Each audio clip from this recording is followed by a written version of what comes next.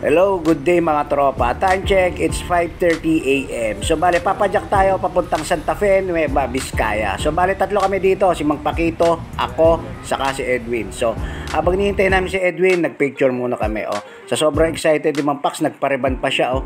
Whoop! Uy, nice!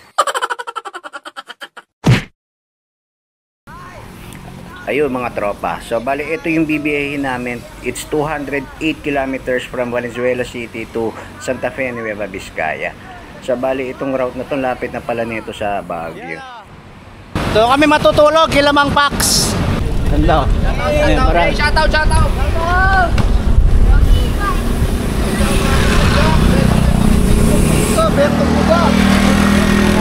Shoutout sa mga tropa nating siklista dyan sa may Baliwag, Bulacan. So, natsyempuhan natin, meron silang event. So, Padyak ni Kiko yung pangalan ng event nila. Sila yung nakasalubong ko nung papunta kami sa bypass road ng San Rafael, Bulacan.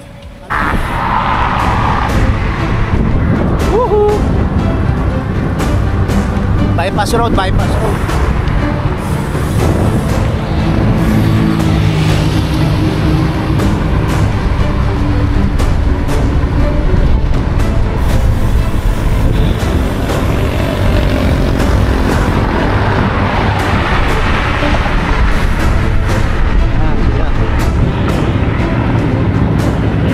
Ayan si Mang Pax, oh. Mang Pax, kaway. Yun, oh. Dwin, kaway din. Good morning.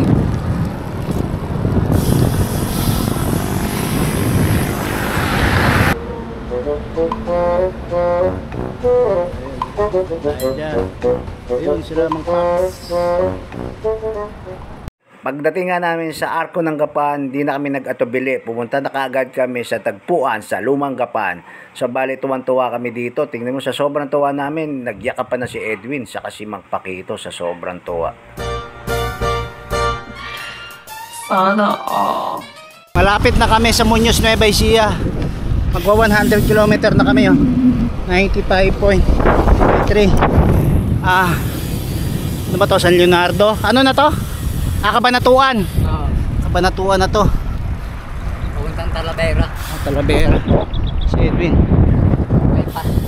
Bypass road to, bypass.